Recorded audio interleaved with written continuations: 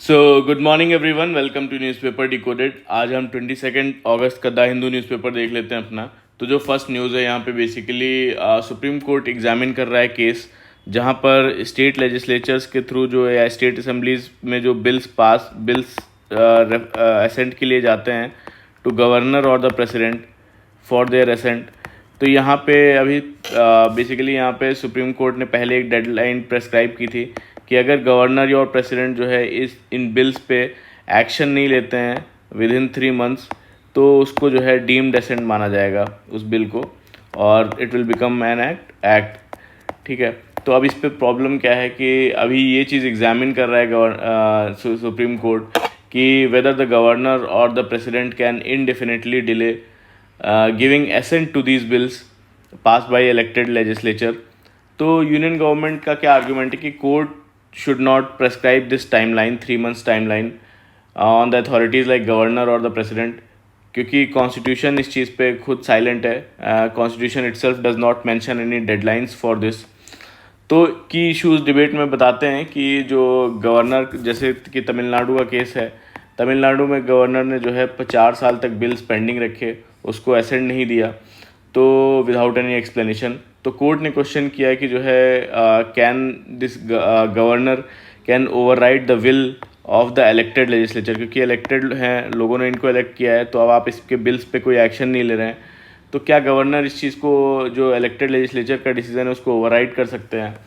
Second है basically issue जो कि judicial review versus separation of power का, कि यूनियन गवर्नमेंट का बोलना है कि सिर्फ पॉलिटिकल प्रोसेस इस चीज़ को सॉल्व कर सकता है और माइक्रो मैनेज कर सकते हैं गवर्नर्स को।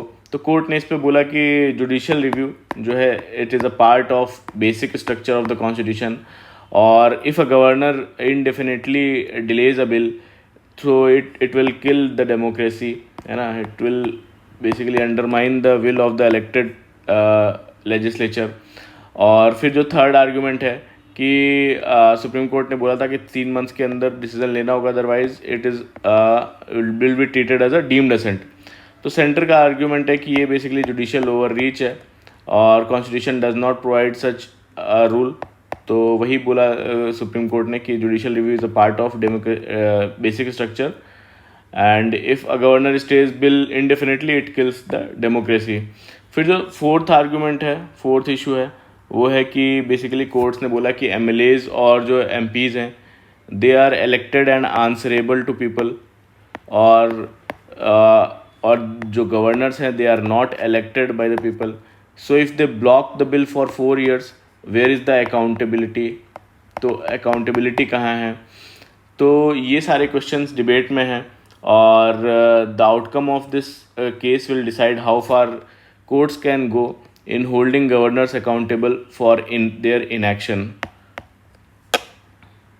फिर जो नेक्स्ट न्यूज़ है यहाँ पे, simplified 2 rate GST structure gets government of ministers nod awaits councils approval. तो इंडिया में करेंटली जो GST के स्लैब्स हैं वो बेसिकली कौन कौन से स्लैब्स हैं? 5%, 12%, 18% और 28%, प्लस जो सेस लगता है लग्जरी गुड्स पे और जो सिन गुड्स हैं उन पे। तो ये पूरा स्ट्रक्चर है। और अभी क्या है, बेसिकली गवर्नमेंट ऑफ मिनिस्टर्स ने जो है सेंटर के प्रपोज़ल को इस GST स्ट्रक्चर इसको सिंप्लीफाई करने का, कि इसको सिर्फ 2 स्ट्रक्चर में बदलने का जो है एक प्रपोज़ल है, जिसमें कि सिर्फ 2 ही स्लैब्स रहेंगे, 5% और 18% का स्लैब, 2 स्लैब्स रहेंगे। तो इस चीज़ को सेंटर एग्री कर गया है और ये प्रपोज़ल अब GST काउंसिल के पास जाना है अप्रूवल के लिए। और प्रपोज चेंजेस क्या हैं? जो 12% का जो स्लैब है वो अब जो है बेसिकली 5% वाले में शिफ्ट कर दिया जाएगा, और जिसमें कि 99% ऑफ द आइटम्स 5% वाले स्लैब में आ जाएंगे, और जो आइटम्स जो 28% वाले स्लैब्स में थे वो 18% वाले में शिफ्ट कर दिए जाएंगे, तो लगभग 90% ऑफ दम। और रिमेनिंग जो लग्जरी या सिन गुड्स रहेंगे, लग्जरी या सिन गुड्स, इन पे बेसिकली जो है 28% का स्लैब लगेगा। अलग जो इस पे लगता था वो अब जो है 40% के स्लैब में चला जाएगा, इन पे 40% लगेगा लग्जरी गुड्स पे। और जो कंपनसेशन सेस लगता था, जो कंपनसेशन सेस है 28% वाले स्लैब के आइटम्स पे, वो बेसिकली स्क्रैप कर दिया गया है। तो ये बेसिकली न्यूज़ है। तो इससे जो एक्सपेक्टेड बेनिफिट्स हैं कि मतलब जो है हाउस होल्ड के जो आइटम्स हैं, एसेंशियल गुड्स और सर्विसेज, वो सस्ती हो जाएंगी। जो ज़्यादातर 12% में है वो 5% में आ जाएंगी, और कंजम्पशन को बूस्ट मिलेगा इकोनॉमी को, और जो है सिंप्लीफाई करेगा कंप्लायंस जो बिजनेसेस के लिए, उनके लिए, है ना। और एमएसएमईज और ट्रेडर्स जो है उनको हेल्प करेगा by making price more uniform. फिर जो नेक्स्ट न्यूज़ है यहाँ पे, US asked India to buy oil from Russia to stabilise energy market, Jaishankar. तो अभी बेसिकली क्या है कि यूएस ने इंडिया को जो है रशियन ऑयल इंपोर्ट्स पर क्रिटिसाइज़ किया, और इंडिया पर इसके लिए जो है 50% का टैरिफ भी लगाया हुआ है। तो जयशंकर जी बोले कि बेसिकली यहाँ पे इंडिया जो है वो कंफ्यूज है, क्योंकि यूएस ने खुद पहले बोला था कि जो है इंडिया रशियन ऑयल ले ताकि ग्लोबल एनर्जी मार्केट जो है स्टेबल रहे, और इंडिया यूएस से भी ऑयल ख़रीदता है और इंपोर्ट्स वहाँ से बढ़ भी रहे हैं। और जयशंकर जी ने पुतिन से मुलाकात की, और वहाँ पे जो की इशू रेज़ किए गए कि जो है जो भी फ्रॉडुलेंटली रिक्रूट हुए हैं, जो इंडियंस यूक्रेन वॉर में जो भेजे गए हैं, उनका फास्ट रेजोल्यूशन डिमांड किया, और जो इंफ्रास्ट्रक्चर और लॉजिस्टिक्स इंप्रूव करने की ज़रूरत बताई, ओवरलैंड और मैरीटाइम जो कनेक्टिविटी है उसको एनहेंस करने के लिए। और इंडिया और रशिया टाइज को जो है डिस्क्राइब किया एज स्टीडियस्ट, जो है स्टीडियस्ट सिंस वर्ल्ड वॉर टू। और इंडिया ने एक्सपोर्ट्स बढ़ाने के लिए जो है सेक्टर्स आइडेंटिफाई किए कुछ, जैसे कि फार्मास्यूटिकल्स हैं, एग्रीकल्चर है और टेक्सटाइल्स है। तो ऑब्जेक्टिव ये है कि रशिया के साथ ट्रेड इम्बैलेंस है उसे करेक्ट करना। फिर जो यहाँ नेक्स्ट न्यूज़ है, basically Dal Lake host first ever Khelo India Water Games with an eye on Olympics. तो डल लेक जो बेसिकली श्रीनगर में है, वहाँ पे वाटर गेम्स चल रहे हैं, वाटर स्पोर्ट्स, और ये पार्ट है खेलो इंडिया वाटर स्पोर्ट्स फेस्टिवल का, और ये बेसिकली श्रीनगर में चल रहा है। तो ऑब्जेक्टिव है कि बेसिकली यहाँ पे बूस्ट करना इंडिया की परफॉर्मेंस ओलंपिक वाटर स्पोर्ट्स में, और यहाँ की जो बेसिकली जो कंडीशंस हैं, वो जो डल लेक वाटर्स की वो कंपेयर की जा रही हैं यूरोपियन सेटिंग्स के साथ वहाँ के ट्रेनिंग और कंपटीशन के लिए, ताकि ओलंपिक्स में अच्छा परफॉर्म कर सके। फिर जो नेक्स्ट न्यूज़ है यहाँ पे, Kerala India's first fully digitally literate state. तो केरला वो इंडिया का first fully digitally literate state बन गया है, और यहाँ पे बेसिकली डिजी केरला जो है प्रोजेक्ट भी चलाया जा रहा है, जो ग्रास रूट लेवल इनिशिएटिव है, जो सारी लोकल बॉडीज को कवर कर रहा है, और एम है डिजिटल जो डिवाइड है उसको कम करना और इंश्योर करना डिजिटल स्किल्स सबको मिले। फिर जो नेक्स्ट न्यूज़ है यहाँ पे बेसिकली एक अमीबा है, जिसका नाम यहाँ पे बता रहे हैं प्राइमरी अमीबिक मेनिंगोसेफेलिटिस। ये बेसिकली एक ब्रेन डिजीज़ है, जिसको जो अभी केरला में प्रॉब्लम बनी हुई है। तो क्या है ये बेसिकली जो डिजीज़ है, ये एक रेयर डेडली ब्रेन इन्फेक्शन है ना। और ये कॉज किससे होता है, बेसिकली फ्री लिविंग अमीबा है, और उस अमीबा का नाम क्या है, नेगलेरी फॉलेरी। इसको ब्रेन ईटिंग अमीबा भी बोलते हैं। और ये कहाँ पे पाया जाता है, कॉमनली जो है वार्म फ्रेश सोर्सेज जैसे कि पॉन्ड्स हो गए, लेक्स हो गए, रिवर्स हो गए, हॉट स्प्रिंग्स हो गए, और पुअरली मेंटेन्ड स्विमिंग पूल्स होते हैं, समटाइम्स वेल्स में भी। तो इसके प्रॉब्लम क्या है कि फर्टिलिटी रेट इसका बहुत ज़्यादा है, 95% केसेस जो है उसमें डेथ हो जाती है, और ट्रीटमेंट कोई गारंटीड नहीं है, डिफ़िकल्ट होता है, कोई गारंटीड क्योर नहीं है, और इसलिए अर्ली डायग्नोसिस बहुत ज़रूरी होता है। फिर जो नेक्स्ट है यहाँ पे बेसिकली एक एग्जाम्पल है कि ब्रेस्ट कैंसर को लेके कैसे अवेयरनेस जो है वो बढ़ाया जा रहा है केरला में। तो यहाँ का एक पंचायत है जिसका नाम बेसिकली कन्नापुरम पंचायत बोला जा रहा है। वहाँ का मॉडल फेमस हो रहा है ब्रेस्ट कैंसर कंट्रोल के लिए। तो अब यहाँ पे क्या है, बेसिकली यहाँ पे अवेयरनेस कैंपेन चलाए जा रहे हैं लगातार, और culturally sensitive awareness drives breast cancer के अगेंस्ट में। और वुमेन वॉलंटियर्स जो है वो पेशेंट के अपॉइंटमेंट्स, ट्रैवल, इमोशनल सपोर्ट और फॉलोअप में हेल्प कर रही हैं। और कम्युनिटी और हेल्थ सिस्टम के बीच एक ब्रिज बनाया, एक स्ट्रैटेजी है उनकी जिसका नाम है पेशेंट नेविगेशन स्ट्रैटेजी उसने। तो इस सबसे इम्पैक्ट ये हुआ कि स्क्रीनिंग पार्टिसिपेशन जो है वो बढ़ गया, फॉलोअप्स जो है वो बढ़ गए, डिटेक्शन रेट जो है ब्रेस्ट कैंसर का वो बढ़ गया। तो अभी बेसिकली क्या है, केरला में काफ़ी ज़्यादा इंसिडेंसेस राइज हो रहे हैं ब्रेस्ट कैंसर के। 25 सालों में लगभग जो है 300 गुना जो है वो बढ़ गए हैं। तो सिग्निफिकेंस यही मॉडल का कि जो है कम्युनिटी लेड जो है इनिशिएटिव्स और वुमेन वॉलंटियर्स से जो है फियर और स्टिग्मा जो है वो ब्रेक किया जा सकता है। तो एक रेप्लिकेबल मॉडल है जो अदर स्टेट्स भी अडॉप्ट कर सकते हैं। फिर जो नेक्स्ट न्यूज़ है यहाँ पे basically ensure universal registration of births and deaths, registrar general of India to states. तो यहाँ पे सभी स्टेट्स को बोला गया है कि वो यूनिवर्सल रजिस्ट्रेशन करें जो भी बर्थ्स और डेथ्स होती हैं हॉस्पिटल में, और ये under the registration of births and deaths act 1969 के अंडर। और तो इसमें बेसिकली सुप्रीम कोर्ट के डायरेक्टिव के बाद सभी जितने भी गवर्नमेंट हॉस्पिटल्स हैं उसमें रजिस्ट्रार्स बन गए हैं, वो बन गए हैं। और बर्थ और डेथ के केस में हॉस्पिटल में अगर हुआ है तो विद इन 21 डेज उसको रजिस्टर रिपोर्ट करना जो है वो कंपलसरी है। और मेडिकल ऑफिसर जो इंचार्ज है उसको रिपोर्ट करना होगा under section 8(1)(b of this registration of birth and death act. तो अभी बेसिकली क्या है कि अमेंडमेंट्स के बाद जो है online registration registrar general of India portal पर करना वो मैंडेटरी है। पहले स्टेट्स अपना डेटा खुद मेंटेन करते थे और फिर जो है आरजीआई को भेजते थे, तो अभी सेंट्रलाइज डेटाबेस पे ऑनलाइन रजिस्टर करना वो कंपलसरी हो गया है। तो अब ये जो डिजिटल बर्थ सर्टिफिकेट होगा ये 1 अक्टूबर 2023 से सिंगल प्रूफ डॉक्यूमेंट होगा किस चीज़ के लिए, आपके डेट ऑफ बर्थ अगर वेरीफाई करना है, और एडमिशन चाहिए एजुकेशनल इंस्टीट्यूशन में, गवर्नमेंट जॉब्स में, मैरिज रजिस्ट्रेशन में या अदर ऑफिशियल सर्विसेज में। जो नेक्स्ट न्यूज़ है यहाँ पे बेसिकली चाइनीज एम्बेसडर हैं वो बोल रहे हैं कि silence will only embolden the बुली। तो चाइना ने कहा है कि वो इंडिया के साथ खड़ा रहेगा WTO के प्रिंसिपल्स अपहोल्ड करने के लिए, वर्ल्ड ट्रेड ऑर्गेनाइजेशन के प्रिंसिपल्स अपहोल्ड करने के लिए। और उन्होंने बुली कहा यूएस को, और अक्यूज किया कि यूएस जो है ट्रेड सिस्टम को डिसरप्ट कर रहा है। और यूएस ने इंडिया के गुड्स पर 50% टैरिफ लगाया, जिसमें रशियन ऑयल इंपोर्ट्स करने पर भी जो है 25% टैरिफ लगाया। और चाइना ने पहले ही यूएस पर काउंटर टैरिफ लगा चुका है। तो अब बेसिकली यहाँ पे जो संघाई कोऑपरेशन ऑर्गेनाइजेशन समिट है वो बेसिकली अब होस्ट होने वाली है, तो उसमें यूएस के एक्शंस क्रिटिकल डिस्कशन के पॉइंट्स होंगे। और इंडिया चाइना रिलेशंस के बारे में बोला कि जो है जब इनकी मीटिंग हुई मोदी जी की और जी जिनपिंग की तो अक्टूबर 2025 में, उसके बाद रिलेशंस इंप्रूव हुए हैं, ज़्यादा वीज़ाज इश्यूज हुए हैं, हाई लेवल मीटिंग्स हुई हैं, कैलाश मानसरोवर यात्रा ओपन हुई है, और जो बायलेटरल ट्रेड है वो भी $75 बिलियन तक जा चुका है। तो यहाँ पर बेसिकली जो भी एससीओ समिट में है वो एंटी यूएस नैरेटिव और स्ट्रॉन्गर देखने को मिल सकता है।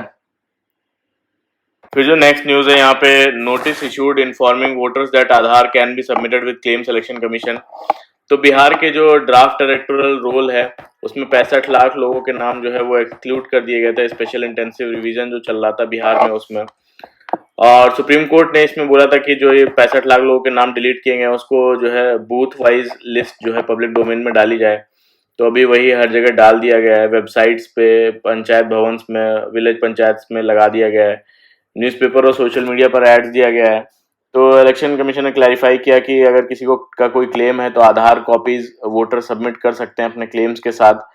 और सुप्रीम कोर्ट ने बोला था कि लोगों को राइट टू नो है और वो जान सकते हैं कि इसलिए उनका नाम डिलीट हुआ है। तो ट्रांसपेरेंसी से ही जो है बेसिकली लोगों का कॉन्फिडेंस इलेक्टोरल प्रोसेस में वो बढ़ेगा। फिर जो नेक्स्ट न्यूज़ है यहाँ पे many cancer drugs don't fall with in price control rules report. तो बहुत सारे जो कैंसर के ड्रग्स हैं वो अभी भी प्राइस कंट्रोल के एम्बिट से बाहर हैं और उसके अंदर नहीं है। तो ड्रग्स जो है काफ़ी महंगे और अनअफोर्डेबल हो जाते हैं पेशेंट्स के लिए और उनका लिमिटेड एक्सेस होता है। तो कमिटीज़ के कुछ रिकमेंडेशन है कि मैक्सिमम पॉसिबल कैंसर ड्रग्स को जो है इसमें प्राइस कंट्रोल में इंक्लूड करो, और रेगुलर और comprehensive price plus availability assessment होना चाहिए।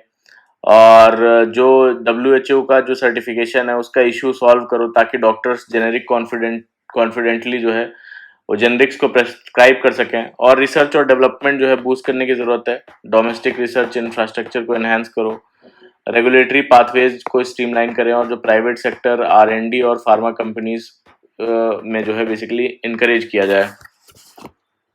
फिर जो नेक्स्ट न्यूज है, नेक्स्ट आर्टिकल है यहाँ पे basically poll integrity and self sabotage parties and the election commission of India. तो इशू क्या है कि बेसिकली फ्लॉड इलेक्टोरल रूल्स का इशू है कि वोटिंग लिस्ट में जो है एरर्स जैसे कि डुप्लीकेशन, घोस्ट वोटर्स, इनएलिजिबल जो एंट्रीज हैं वो कॉमन है, और ये लूप होल्स इलेक्टोरल फ्रॉड का कोई जो है बेसिकली इजी बनाते हैं, और जैसे कि मल्टीपल वोटिंग हो गई और पब्लिक ट्रस्ट डेमोक्रेसी पर से इरोड हो रहा है। तो ये इशू है। और इलेक्शन कमीशन की जो क्रेडिबिलिटी क्राइसिस क्या है कि इलेक्शन कमीशन पे जो है प्राइमरी जिम्मेदारी है रूल्स मेंटेन करने की, लेकिन अब इलेक्शन कमीशन पर क्रिटिसिज्म बढ़ गया है। उन्हें ट्रांसपेरेंसी के बजाय जो है ओपेसिटी जो है वो अडॉप्ट कर ली है। और 1990s में अगर इलेक्शन कमीशन 1990s की बात करते हैं कि इलेक्शन कमीशन एक पावरफुल रेगुलेटर था, जैसे कि इपिक कार्ड्स का सही यूज करना, पोल एक्सपेंस चेक करना, मॉडल कोड का एनफोर्समेंट। आज उसकी क्रेडिबिलिटी वीक हो गई है और सस्पिशन जो है वो ज्यादा लोगों में बढ़ गया है। तो पॉलिटिकल पार्टीज का जो है रोल बताते हैं कि पार्टीज ने भी अपना जो है काउंटरवेट जो रोल है वो वीकन किया है, और लोकल कैंपेनिंग जैसे कि हाउस विजिट्स हो गए, स्ट्रीट मीटिंग्स हो गई, इसको रिप्लेस कर दिया है सोशल मीडिया के साथ। आर्टिफिशियल इंटेलिजेंस ड्रिवन कैंपेन किए जाते हैं, कंसल्टेंट्स का यूज किया जाता है। तो हाउस विजिट्स और जो स्ट्रीट मीटिंग्स है उसको रिप्लेस कर दिया गया है, और लोकल ऑर्गेनाइजेशंस वो साइडलाइन हो गई हैं, जो कि एक सिस्टमेटिक जो फेलियर है उसको इग्नोर हो रहा है, वो सिस्टमेटिक फेलियर्स इग्नोर होते रहे। तो और फिर उसके बाद में बूथ लेवल एजेंट्स की बात करते हैं कि इलेक्शन कमीशन मैनुअल के मुताबिक जो है बूथ लेवल जो एजेंट्स होते हैं क्रूशियल हैं किसी भी रूल को स्क्रूटनाइज करने के लिए। और सेफगार्ड्स बताते हैं कि बल्क एप्लीकेशन जो है वो बैंड है, और जो बूथ लेवल ऑफिसर्स हैं मैक्सिमम 10 एप्लीकेशन पर डे जो है, तो ब्लॉक लेवल ऑफिसर्स जो है वो सिर्फ मैक्सिमम एक दिन में 10 एप्लीकेशन जो है वो फाइल कर सकते हैं, जो कि करेक्शन के लिए हो या डिलीशन के लिए हो या एडिशन हो एक दिन में। अगर वो 30 से ज़्यादा एप्लीकेशंस फाइल करते हैं तो उसके लिए इलेक्टोरल रजिस्ट्रेशन ऑफिस को जो है पर्सनली क्रॉस वेरीफाई करना होगा ऐसे एप्लीकेशंस। इसमें भी कुछ इरेगुलरिटीज हैं, जैसे कर्नाटका के क्वेश्चन में भी है, जो बूथ लेवल एजेंट्स हैं इनका मैनिपुलेशन का क्वेश्चन है कि मैनिपुलेट हुए, और इलेक्शन कमीशन ऑफ इंडिया बायस था इनकम्बेंट्स के लिए, और जो लोकल पार्टीज जो है वो बेसिकली इनएक्टिव थी बूथ लेवल एजेंट्स के लिए। तो वे फॉरवर्ड इसमें बताते हैं कि कंट्रोवर्सी जो ये हो रही है ये एक वेकअप कॉल है, और पार्टीज को अपने लोकल यूनिट्स जो है रिवाइव करने होंगे instead of overlying on technology. और जो कंसल्टेंट्स हैं, और केरला का एग्जांपल बताते हैं कि अब पार्टीज ज़्यादा एक्टिवली स्क्रूटनाइज कर रही हैं डुप्लीकेट और मल्टीपल वोटर आईडीज का। तो मैकेनिज्म्स जो है एग्जिस्ट बेसिकली एग्जिस्ट करते हैं इंश्योर करने के लिए इलेक्टोरल इंटीग्रिटी, लेकिन जब इंस्टीट्यूशंस और पार्टीज जो है शॉर्ट टर्म गोल्स उनके लिए ज़्यादा हैवी हो जाए कॉन्स्टिट्यूशनल नॉर्म्स से, तो ट्रस्ट इरोड होता है और डेमोक्रेसी बेसिकली हॉलो हो जाती है, ऐसा बोलना है इस पूरे आर्टिकल में। फिर जो नेक्स्ट एडिटोरियल है, justice is not about teaching someone a lesson. तो ये एडिटोरियल एक कस्टोडियल जो डेथ है केस से है रिलेटेड, जो छत्तीसगढ़ पर बेस्ड है, जिसमें हाई कोर्ट के ऑब्जर्वेशंस ने रूल ऑफ लॉ के सपोर्टर्स को डिस्टर्ब कर दिया है। तो केस क्या है कि एक दलित आदमी को पब्लिक मिसबिहेवियर के लिए जो है वो अरेस्ट किया गया, और अरेस्ट के कुछ घंटे बाद वो पब्लिक जो पुलिस कस्टडी में मर गया। तो जबकि अरेस्ट के टाइम पे मेडिकल चेक में कोई इंजरी नहीं थी, और पोस्टमार्टम रिपोर्ट में 26 इंजरीज मिली, और ट्रायल कोर्ट ने जो है 4 पुलिस ऑफिसर्स को मर्डर के लिए कन्विक्ट किया, लेकिन हाई कोर्ट ने चार्ज को बेसिकली कल्पेबल होमिसाइड में रिड्यूस कर दिया। तो देखिए पहले मर्डर का केस लगाया था, फिर उसके बाद में कल्पेबल होमिसाइड लगा दिया इन पुलिस वालों पे। जब किसी के कल्पेबल होमिसाइड क्या होता है कि जब किसी के एक्शन से गलती या जो है गुस्से में किसी की डेथ हो जाए पर सीधा मारने का इंटेंशन उस पर ना चार्ज किया जाए। ट्रायल कोर्ट ने पहले बोला कि ये मर्डर है, फिर उसके बाद में बोला कि जो है कल्पेबल होमिसाइड है। तो हाई कोर्ट की बात करें तो कोर्ट ने बोला कि जो है पुलिस ऑफिसर्स ने विक्टिम को टीच अ लेसन करने के लिए मारा, और मतलब उनका इंटेंशन मारने का नहीं था, बस सबक सिखाने का था। लेकिन ये लैंग्वेज काफी डेंजरस है, क्योंकि ये कस्टोडियल जो टॉर्चर है उसको डिसिप्लिन के नाम पर जस्टिफाई करता है। और टीचिंग अ लेसन का कॉन्सेप्ट कॉन्स्टिट्यूशन में नहीं है, ये सिर्फ विजिलेंट लॉजिक है। यानी अपना कानून जो है अपने हाथ में लेना। इससे फ्यूचर में पुलिस को और जो है बोल्ड हो सकती है, सोचकर कि जो है उनका वायलेंस जील समझा जाएगा, क्राइम नहीं। और कास्ट का एंगल बताते हैं कि विक्टिम एक शेड्यूल कास्ट आदमी था, और ट्रायल कोर्ट ने SC/ST एक्ट का जो है चार्ज हटा दिया, और हाई कोर्ट ने भी इसे अपलोड किया। तो कोर्ट ने कहा कि कास्ट बेस्ड वायलेंस का स्पेसिफिक प्रूफ चाहिए, लेकिन ग्राउंड रियलिटीज ये है कि स्ट्रक्चरल जो कास्ट पावर ही वायलेंस इनेबल करती है, चाहे कोई स्लर बोला गया हो या नहीं। तो इस वजह से दलित और आदिवासी जो है डिस्प्रोपोर्शनेट विक्टिम होते हैं कस्टोडियल डेथ्स में। और सुप्रीम कोर्ट पहले ही बेसिकली मल्टीपल जजमेंट्स में क्लियर कर चुकी है कि पुलिस कस्टडी में सेफगार्ड्स और अकाउंटेबिलिटी होनी चाहिए।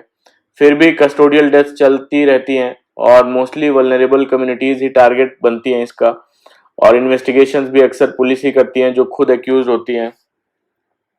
बेसिकली टीचिंग अ लेसन जो है ये पुलिस का काम नहीं है। जस्टिस का मतलब है डिग्निटी प्लस ड्यू प्रोसेस को फॉलो किया जाए, ना कि डंडा और टॉर्चर से। तो अगर कोर्ट्स भी ऐसे रीजनिंग को वैलिड करेंगे तो कॉन्स्टिट्यूशनल ऑर्डर जो है वो वीक हो जाएगा, ऐसा इस पूरे आर्टिकल का बोलना है। जो नेक्स्ट न्यूज है, नेक्स्ट आर्टिकल है basically law fair politics, federal principles must not be undermined in the name of probity.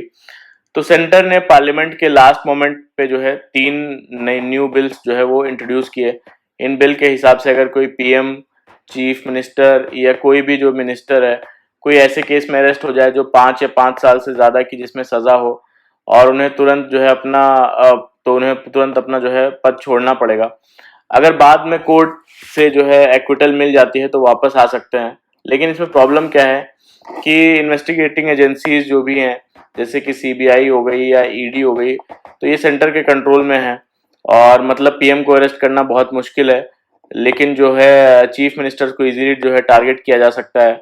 तो और जो दूसरा प्रिंसिपल बताते हैं कि जो फेयर ट्रायल से पहले ही पनिशमेंट हो रहा है, सिर्फ अरेस्ट होने पर जो है वो जो है डिस्क्वालिफिकेशन हो जाएगा, कुर्सी छोड़नी पड़ेगी। और ये basically guilty until proven innocent जैसा कि बेसिकली हो गया है, यानी कि प्रूव होने से पहले ही आपको गिल्टी मान लिया गया। और थर्ड जो है पॉलिटिकल मिसयूज का रिस्क है, कि पैटर्न दिखा रहा है कि ऑपोजिशन लीडर्स पे जो है केसेस बनते हैं, और अगर वो हैं तो केस जो है वो सॉफ्ट हो जाते हैं। और फोर्थ जो पॉइंट है वो बेसिकली फेडरलिज्म को डैमेज करने वाला बता रहा है, कि ज्यादा इम्पैक्ट जो है स्टेट CMs पर जो है वो पड़ेगा, और सेंटर्स की पावर और बढ़ जाएगी। और जो फिफ्थ पॉइंट बताते हैं कि जुडिशियल प्रोसेस को इग्नोर किया गया है। नॉर्मली रिमूवल सिर्फ कन्विक्शन के बाद होता है, पर इस बिल के हिसाब से सिर्फ अरेस्ट से ही हो जा रहा है। तो बेसिकली यहाँ पे बोल रहे हैं कि जो है इस चीज से लड़ना होगा। और लेकिन अगर लॉ का जो है वो मिस यूज हो तो डेमोक्रेसी और जो फेडरलिज्म है दोनों खतरे में पड़ जाते हैं। तो ये बिल ऑपोजिशन और एक्सपर्ट्स के लिए सेंटर के हाथ में ज्यादा पावर देने का तरीका लग रहा है, ऐसा इस पूरे आर्टिकल में बोला जा रहा है।